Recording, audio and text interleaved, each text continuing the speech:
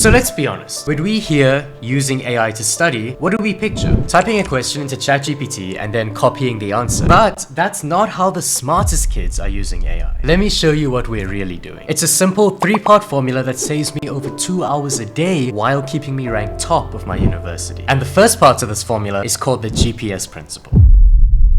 Imagine that you're building a house. AI is like the concrete foundation. Useful, but not unless you have furniture, walls, and a roof. If you treat AI's output like a final product, like a finished essay or a fully solved math problem, then you're basically living in an empty shell of a house. Looks fine from the outside, but step in, and it's hollow. So what do? Use AI as a starting point. Get it to generate a rough draft or brainstorm ideas or break down a complex topic. Then you step in. Add your thoughts, your structure, your voice. That's how you turn the base into something real. And if you skip this step, you're not studying, you're just copying. It's just like using a GPS. AI shows you the route, but you still have to drive. And if the GPS glitches and sends you into a lake, you can't blame the app. You have to think critically and correct the path yourself. So AI is best for foundations, but when it comes to math, which is part 2 of the formula, things get a bit more complicated. We are literally living in an unprecedented time. AI is like the world's smartest calculator, but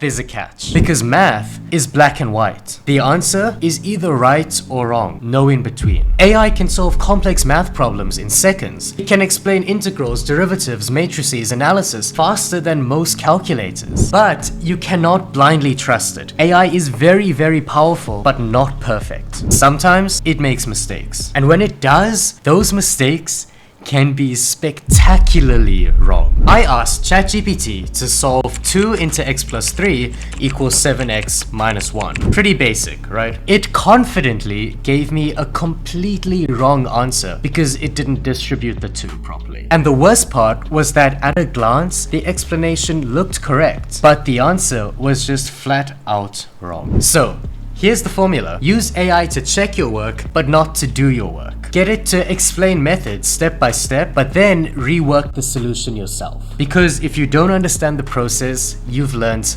nothing. And that is a trap that too many students fall into. Now, if math is where AI is your calculator, then writing, which is part 3 of the formula, is where it becomes your secret weapon. Because writing isn't just facts, it's structure and flow and creativity. AI can outline your essays and suggest better phrases or fix your grammar. But the real magic that the smart kids know about? Using AI as a mirror. Ask it to critique your draft, to find weak points in your arguments, or to suggest better evidence. So don't use AI to write for you. Use it to think with you. If you're writing an essay on climate change, then ask AI, what is the weakest point in my argument? What counter-arguments would a critic make? Suddenly, you're not just writing, you're stress testing your ideas. And if your teacher gives you those same counter-arguments, you know exactly what to say. And the better you get at asking AI the right questions, the sharper your own critical thinking skills will become. And at the end of the day, that's what separates the straight A kids from everyone else. So, let's lock this in. The AI study formula. Number 1, AI is your base, not your final draft. AI can start the work, but you have to finish it. Number 2, use it to check and explain math, but never skip doing the work yourself. AI makes mistakes too. And number 3, let AI push your writing. Brainstorm, critique, and debate. Use it to sharpen your own ideas and not just to spit out words. Now,